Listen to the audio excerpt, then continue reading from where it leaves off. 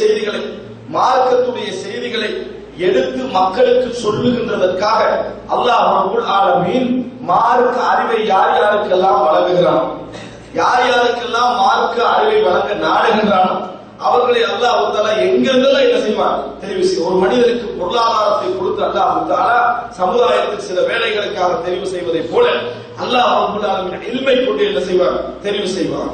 அதன் மூலம் என்ன செய்வான் ஒரு மனிதனை உயர்த்துவான். அப்படி ஒன்று கிடைத்து விட்டால் இல்ம் என்பது ஒரு அமானிதம், அறிவு என்பது ஒரு அமானிதம். மார்க்க சம்பந்தமான ஒரு அறிவு நம்மளுக்கு கிடைக்கிறதா அது ஒரு அமானிதம் என்பதை புரிந்து கொள்ள வேண்டும். இன்னும் சொல்ல போனால் மார்க்க அறிவு ஒரு வகை அமானிதமாக இருப்பதை போல எமக்கு பொறுப்பு ரீதியாக கிடைக்கக்கூடிய எந்த அறிவும் அமானிதமாகத்தான் இருக்கும்.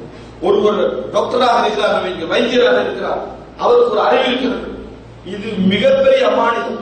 என்ன காரணம்? நீ இதை தவறாக பயன்படுத்துவதனால, அலட்சியமாக இருப்பதனால எத்தனையோ பேருடைய உயிருக்கு நீ என்ன செய்வாய், அதாவது உயிரிழப்புக்கு நீ காரணமாக அமைந்து விடுவாய். அமானிதமா இல்லை. எனவே இல்ம் என்பது எப்பொழுது மற்றவர்களுக்கு சார்ந்த இடத்துக்கு போகிறதோ, மற்றவர்களை நிர்வகிக்கின்ற இடத்துக்கு போகிறதோ அங்கெல்லாம் இது அமானிதமாக அமையும். ஆனால் மார்க்க அறிவையே அமானிதத்திலே முக்கியத்துவப்படுகிறது என்றால் இறைவனுடைய செய்தியை சொல்லுவோம். இந்த வசனத்துடைய விளக்கம் என்ன ஒருவர் கேட்கிறார் என்றால் நமக்கு சிந்தனைக்கு வருவதை அடிச்சு சொல்லக்கூடாது. ஏன் அது விளக்கம் என்னன்னு கேட்ட அர்த்தம் என்ன? இறைவன் இதில் என்ன நாடுகிறான் என்பது அதான் விளக்கம் என்ன. விளக்கம் என்னடா என்ன? இறைவன் இதில் என்ன நாடுகிறான். அப்ப நம்ம என்னெல்லாம் வழங்குறோமோ அதெல்லாம் இறைவன் நாடினான் அர்த்தத்துக்குள்ள வராது. எது இறைவன் நாடியது என்பதை தெரிந்து கொள்கின்ற அறிவு நம்மிடத்தில் இருந்ததென்றால், எப்படி நாம் அதை புரிந்து கொள்ள வேண்டும் என்கின்ற அறிவு இருந்ததென்றால் அதைத்தான் நாங்கள் மார்க்க அறிவு என்று சொல்றோம்.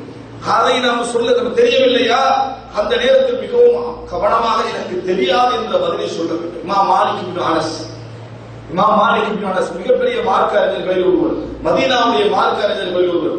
அவரிடத்திலே ஒருவர் அதாவது சில கேள்விகளை கேட்பதற்காக பித்அத்வாதிகளான முஅத்தஸிலாக்கள் வாழுகின்ற பகுதியில் இருந்து வருகிறார். ஒரு பெரிய கேள்வி லிஸ்டை எடுத்துக்கிட்டு வருகிறார். இமாம் மாலிக் இடத்திலே கேள்வி கேட்கிறார். அவர் கேட்கப்பட்ட பெரும்பாலான கேள்விகளுக்கெல்லாம் எனக்கு தெரியாது சொல்றாங்க. ஒன்றை புரிந்து கொள்ளுங்கள், எனக்கு தெரியாதவன்னு சொல்லலாம். ஒன்றுமே தெரியாதவன அது பணிவை நினைச்சிடக்கூடாது. ஒன்றுமே தெரியாம எனக்கு தெரியாது இவ்வளவு பணிவாய்க்கலாம் நினைச்சிடக்கூடாது. பணிவெண்டா இல்முள்ளவர் இமாம் மாலிக் இப்னு அனஸ், அறிவு உள்ளவர். அவரை எனக்கு தெரியாதுன்னு சொல்றதுதான் பணிவு. தெரியாதது சொல்றவன், ஒன்றுமே தெரியாம இருக்கிறவன் தெரியாத சொல்ற பணிவு இல்ல, கடமை. வாஜி புலங்கிட்டா ஒரு சொல்லலைன்னா அவனுக்கு பாவம். இவரை பொறுத்த வரைக்கும் மிகப்பெரிய ஒரு அறிஞர். அவரிடத்திலே ஒரு விஷயத்தை கேட்கிறார். கேட்டு 60 கேள்விகள்ல 3 அல்லது 4 கேள்விகளுக்கு பதில் சொல்லுகிறார். பெரும்பாலான கேள்விகளுக்கு எனக்கு தெரியாதுன்னு செஞ்சாரு. அவர் சொன்னார். இது எதன் காரணமா சொன்ன நினைக்கிறீங்க? அமானிதத்தை அவர்கள் விளங்கி இருந்ததுதான் இதற்கான காரணம். இல்லைன்னா ஏதாவது ஒரு பதிலை எந்த பதிலுக்கும் ஆன்சர் பண்ணாமல் இருந்தது இல்லைன்னு அடிப்படையில் செஞ்சிடலாம், சொல்லிடலாம். ஆனா அவர் என்ன செய்யல, அப்படி சொல்லல. எனக்கு தெரியாது என்கின்ற பதிலை நிறைய சொன்னார். அப்ப கேட்கிறார், நான் உங்கள்கிட்ட விளக்கம் எடுக்க வந்திருக்கு, இப்படி நீங்க சொன்னீங்கன்னா நான் எப்படி சொல்றது, உங்களுக்கு தெரியாது நினைச்சுவாங்க. சொல்லுங்கள், மாலிக் இப்னு அனஸ் அறிவின் முக்கால்வாசியை தெரியாமல் இருக்கிறார் என்று சொல்லுங்கள். மாலிக் இப்னு அனஸ் இல்மிலே முக்கால்வாசியை தெரியாமல் இருக்கிறார், போய் சொல்லுங்கள் என்று சொன்னார்கள். அதற்கு அவர்கள் பயப்படவில்லை. சொன்ன விஷயத்தை சரியாக சொல்லி இருக்கிறோமா என்பதில் என்ன செய்தார்கள், பெரிதும் பயத்தை அடைந்தார்கள். அதனால்தான் நபித்தோழர்களிடத்தில் ஒரு மார்க்க தீர்ப்பு கேட்டால் அது நிறைய சுத்தி என்ன செய்யும் வரும். அட்லீஸ்ட் நம்ம எப்படி பழகிருக்கணும், நம்மளுக்கு தெரியாதா, மக்களுக்கு ஏதாவது சொல்லி அந்த விஷயத்தை விளங்கப்படுத்தி ஆகணுமா, நான் வாசித்திருக்கிறேன், இன்ன அறிஞர்கள் இப்படி சொல்லி இருக்கிறார்கள், இவர்கள் இதுக்கு மாற்றமாக சொல்லி இருக்கிறார்கள் என்று சொல்வதில் என்ன இருக்கிறது? இதுல என்ன குர்ஆன் சுன்னாவுக்கு மாற்றமாக இதுல என்ன இருக்கிறது? அப்ப குர்ஆன் சுன்னாவை நான் மட்டும்தான் சொல்லுகிறேன் என்று சிந்தனை இருக்கிறது.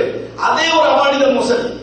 இந்த சமுதாயத்துக்கு மார்க்கத்தை பிரதிபலிப்பதற்கு ஒருவரை அல்லாஹ் தஆலா எங்கேயும் என்ன செய்யவில்லை, நியமிக்கவில்லை. உலகத்திலே இந்த மார்க்கம் என்பது பொதுவானது, உலக மக்களுக்கு போகக்கூடியது. ஒருவர் இருவருடைய சிந்தனையோ ஒரு ஜமாத்துடைய சிந்தனையோ ஒரு நாள் மார்க்கம் என்ன செய்யாது, சாங்கிக்காது. அதாவது இந்த மார்க்கத்தை பொறுத்த வரைக்கும் ஒரு சீடிக்குள்ள, ஒரு நபருக்குள்ள, ஒரு ஜமாத்துக்குள்ள, ஒரு ஊருக்குள்ள சொல்லுங்க, இது மார்க்கம் விரிந்த ஒரு மார்க்கம். ஒவ்வொருவரும் என்ன செய்யலாம், ஒரு அறிஞர் தனது பங்கை செலவழிக்கலாம், ஒரு ஜமாத் தனது பங்கை செலவழிக்கலாம், ஒரு ஊர் தனது பங்கை செலவழிக்கலாம். நான் தான் எல்லாத்துக்கும் என்ன செய்ய முடியாது, அதற்கு பிரதிபலிக்கின்ற இடமாக மாற முடியாது. இல்மு என்பது ஒரு அமானித சகோதரர்கள். அல்லாஹ் ரப்பல் ஆலமீன் இடத்தில் நம்ம ஒரு செய்தியை எத்தி வைக்கிறோமா, மிக பணிவான முறையில் நாம் அதை எத்தி வைக்க வேண்டும். இந்த இடத்தை தெரியாமல் நாம் நடந்து கொள்வோமாக இருந்தால் இல்முக்கு மோசடி செய்தவர்களாக. அவருடைய இன்னொரு பக்கம் என்ன?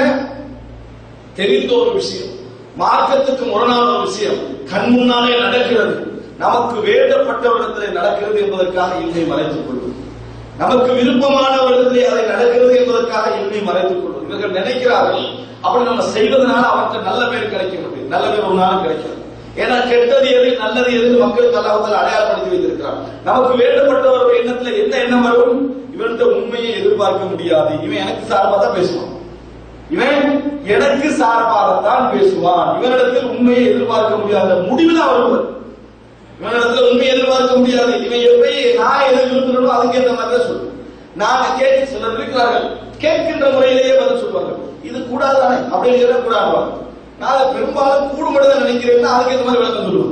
இப்படி உள்ள சமுதாயத்தை நம்ம பார்க்கிறோம். எது கூடும் என்பதை மார்க்கத்தில் இருந்தும் எது கூடாது என்பதை மார்க்கத்தில் இருந்தும் சொல்லாமல் இருக்கிற நிலையை பார்க்கிறோம். அன்புள்ள சகோதரர்களே, அமானிதம் இல்மு என்பது ஒரு அமானிதம். நாம் எந்த இடத்தில் நாளை மறுமையில் இந்த இல்மு பற்றி பேசப்பட்டால், இறைவன் விசாரித்தால் நாங்கள் தான் நரகத்துக்கு முந்தக்கூடியவர்களாக இருப்போம் என்பதில் எவ்வளவு கவனமாக இருக்க வேண்டும். நாங்கள் பார்க்கிறோம், பணம் செலவழிக்கிறவரும் இல்முல உள்ளவரும் ஜிஹாதில் கலந்தவரும் முகஸ்துதியோடு இருக்கிற நேரத்தில் இறைவனுடைய கோபம் அளப்பரியதாக இருப்பதை நாங்கள் பார்க்கிறோம். எனவே அன்புள்ள சகோதரர்களே, நபித்துவம் எப்படி அமானிதம், அதே போல மார்க்க அறிவை கற்று அதை மக்களிடத்தில் எத்தி வைப்பது அமானிதம். இரண்டு வகையில், ஒன்று தெரிந்ததை கட்டாயம் சொல்லியாக வேண்டும், எமக்கு விருப்பமானவர்களுக்கு அது மாற்றமாக இருந்தாலும் சரி, எமது தொழிலுக்கு அது மாற்றமாக இருந்தாலும் சரி, எமது பொறுப்புக்கு அது மாற்றமாக இருந்தாலும் சரி, நாம் அதை சரியென்று புரிந்து கொண்டோம் வேண்டாம், உறுதியென்று விளங்கிட்டோம் என்று சொன்னார், அதில் நம்ம கவனமாக இருக்க வேண்டும். இன்னொன்று, இல்மை நாம் சுமந்துட்டோம் என்று சொன்னார், எனக்கு எது தெரியாது என்பதையும் தெரிந்திருக்க வேண்டும்.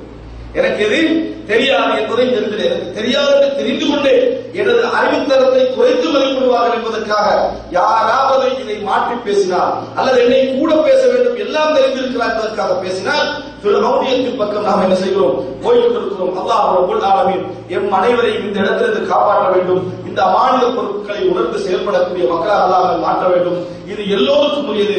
உலமாக்கள் என்று அடையாளப்படுத்தப்பட்டவர்களுக்கு மட்டுமல்ல, 4 விஷயங்களை நாம் தெரிந்திருந்து மற்றவர்களுக்கு சொல்லக்கூடிய எல்லோருக்குமே உரிய ஒரு விஷயம் என்பதை புரிந்து கொள்ள வேண்டும். அல்லாஹ் மேலும் மக்களை நன்மையின் பக்கம் அழைப்பவர்களாகவும், நல்லதை கொண்டு மக்களை ஏவுபவர்களாகவும், தீயதிலிருந்து மக்களை விலக்குபவர்களாகவும் உங்களிலிருந்து ஒரு கூட்டத்தார் இருக்கட்டும். இன்னும் அவர்களே வெற்றி பெற்றோர் ஆவர்.